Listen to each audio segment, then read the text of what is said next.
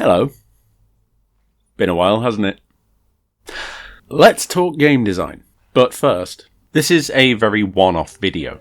I'm not going to become a regular life event blogger or anything. I just realised there's a huge gap between this video and the last one. And because you, my beautiful and wonderful audience, are so important to me, please like and subscribe, I felt like it was necessary to at least offer you a summary of what's kept me away for so long. For those of you understandably not interested in where I've been, what's happened, why I've been gone so long and all the drama that comes with it, head to this timestamp in the video to get an idea of what we're coming back with. For the rest of you, let's do a quick-ish rundown of what's happened when life got in the way. Turns out I'm epileptic.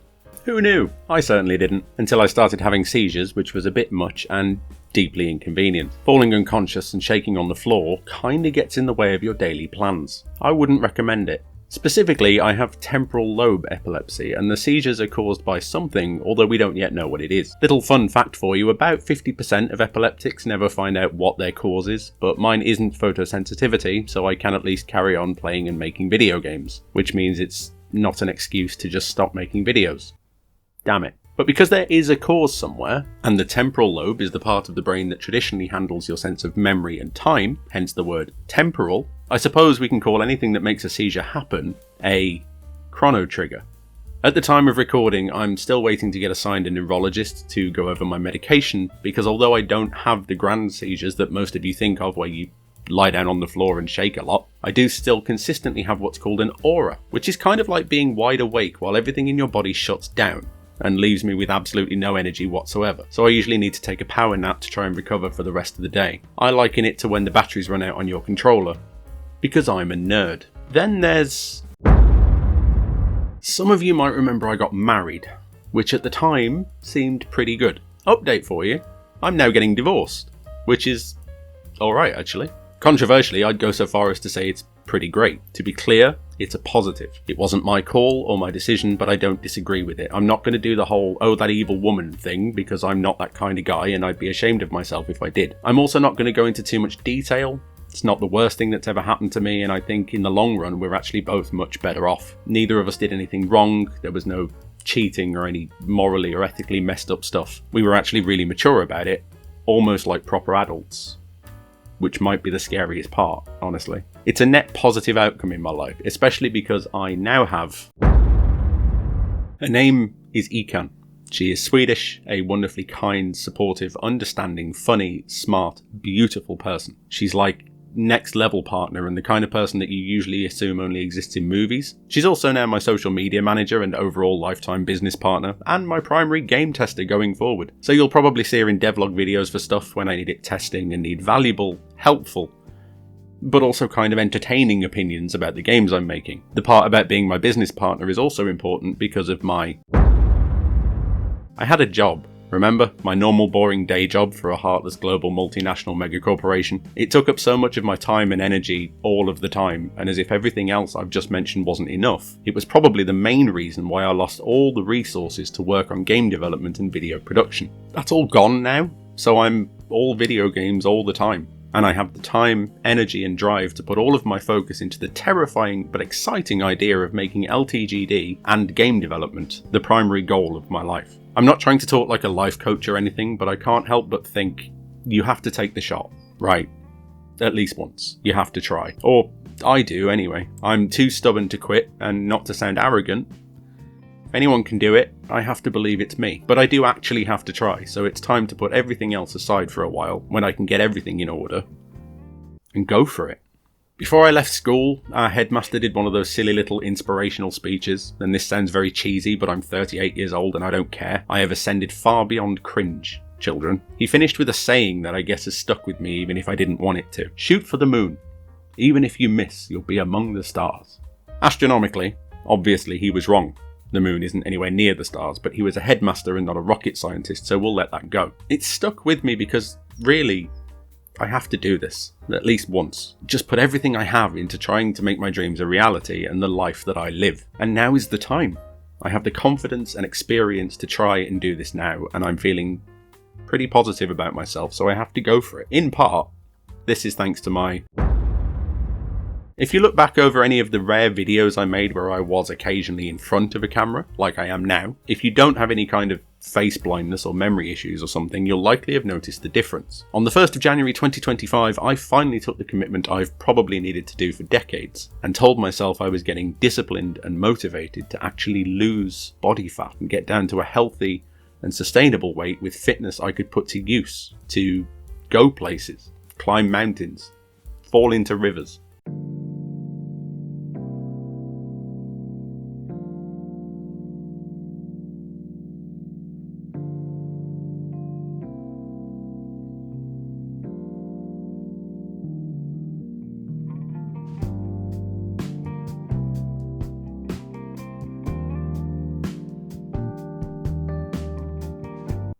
It's about being able to get on a plane without a seatbelt extender and fitting into the seat. It's about being able to walk for hours through a forest and have the energy to put up a tent when I get somewhere. It's also about the discipline and the consistency, because keeping something up like this every single day when I'm facing down all the flaws and quirks that got me so big to begin with over my entire life up until now means that I have a level of strength I used to doubt that I was capable of. Again, I'm not coming back as a life coach. The reason I say this is that I've demonstrated new, resilient, unbreakable discipline in one area. Historically, the hardest one I've ever faced in my life. So if I can do that, I can apply it elsewhere too. And it means that LTGD and game development can, with that same consistency, be something sustainable and successful. That is the goal. That is the dream. And quite simply, it's where we're going. If you've just listened to me ramble about my life through all of that, then thank you, I appreciate it, and you're wonderful. Or if you just skipped here because I told you to at the start, then hello, thank you for coming. Now that we're all back together again, let's move on to... Before we get into the games and projects and plans and things that I have to show off, I need to tell you that this channel now has memberships. What are memberships? I don't really know yet. I know that they're paid subscription contributions, they're completely optional, and you'll unlock extra perks and stuff as a result of being a dedicated and highly valued fan of the channel, of me, and of what we can do here together. Please do check it out, see what it'll entitle you to, and if it's something you're interested in. You can unlock things like early access to new videos when they come out, and exclusive shorts, and full-blown video content that's made specifically for you as members. It'll grow more as the channel comes back to more regular scheduling, but I'd really appreciate anybody who goes to check that out even now, if you want to get in on the ground floor. You are wonderful, amazing people, and I'm definitely not trying to entice you like a used car salesman. With that covered, let's talk about... Yes, those of you that have been paying attention have probably noticed a small, soft relaunch of the channel with some shorts, focusing on a fun little thing I'm doing with Sonic. Yes, Sonic. Sonic the Hedgehog. I am a Sonic fan. Thank you for coming, sorry you had to leave. There's actually a few reasons for this, but please keep in mind that the main one is that playing around with Sonic is just fun. But beyond that, anything that raises experience and knowledge is a net positive step forward. So doing something like a silly little 2D fan game is good for learning how to do more things in the future. Interesting thing about this little project is that for the most part, I'll be updating it through shorts. So check those out if you want to see it evolving. Whenever it's ready for you to go play and learn things, I'm sure there will be a proper video, but mostly it's going to be playing out in the shorts feed. So please do check that out if you're interested. There's also... Over the last year or so, I've started enjoying playing with physics. Physics are fun, and I presume that's how we got scientists. There's a little compact, well-made indie game I've been playing on my Steam Deck called Parking Garage Rally Circuit, where you do little time trial loops around car parks, and that's literally the entire scope of the game. I liked it so much that I thought, great, let's steal that. And being the absurdist British comedy genius that I am, I concluded that the best setting for this was in a supermarket. So the basic premise is you'll drive a supermarket shopping trolley, or as my American friends know it, a cart, around the aisles of various supermarkets to beat a time trial. This will have its own little full devlog series, so stay tuned for that, coming soon. Now you might be thinking, okay great, we know what you're working on now, but what about what you were working on before? Whatever happened to... It's not cancelled. I realise it's been a long time since there was any update at all, but it isn't cancelled. What it is on pause. Pause. Because it's a bear. I'm making games in GDevelop now, and there will be something addressing why that is a bit later on, but there's an upcoming update to GDevelop that's due sometime before Christmas, which looks like it'll make it easier to scroll around a fully 3D environment in the editor. My logic is this: I could go back to Hangry Bear right now, But the time it would take to do what I want now, compared to the time it will take when this GDevelop feature is unlocked, means that doing it right now isn't the most efficient use of my time. For example, what would take me a week to do right now can probably be done in a day once that update is released. So instead, the better use of my time is in some other, smaller, well-contained projects to get back to regular, proper game development, hence the other stuff that I've just talked about. Now, I know what some of you are thinking. I've been away for so long, coming back with multiple projects running side by side. Does that not sound like a catastrophically bad idea? Well, no. Some people do absolutely work at their best when they're focused on one thing. They spend 6 years of their life devoted every day to a singular thing, and it ends up being the greatest thing ever made. They're proud of it.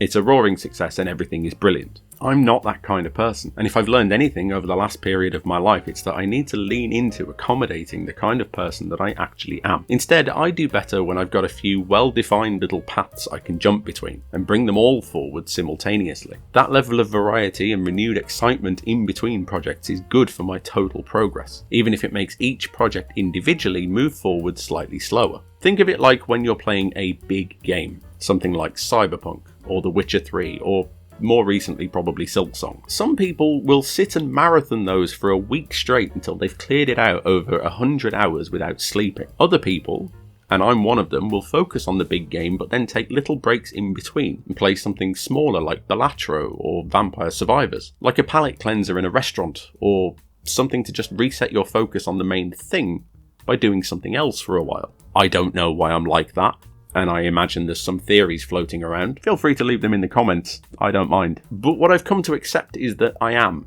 and there's no shame or harm in leaning into it and accommodating how my brain functions at its best. So that's what we're going to do. I think that covers almost everything. I am back, Hangry Bear isn't cancelled, there is more regular stuff coming, and LTGD is basically now my life, as scary and exciting as that might be. Hopefully you're all glad to see me back. I'm certainly glad to be back, and I'm sorry I left for so long. I don't see a future timeline where that happens again. Now, those of you that are paying attention will notice that I said it covers almost everything. Because when you've been away for as long as I have, when you haven't updated your fans or your audience about your progress at all and just been dead silent for somewhere between 1 and 2 years, you can't just come back with, I guess I'm here and that's it. Can you? No. What you need is one more thing.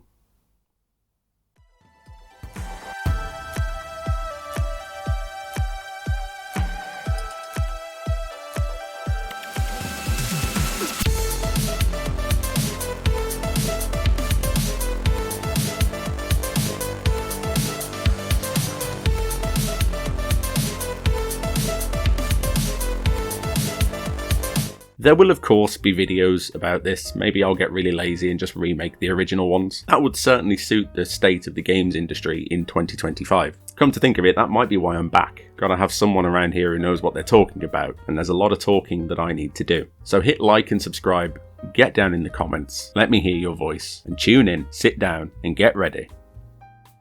Let's talk game design.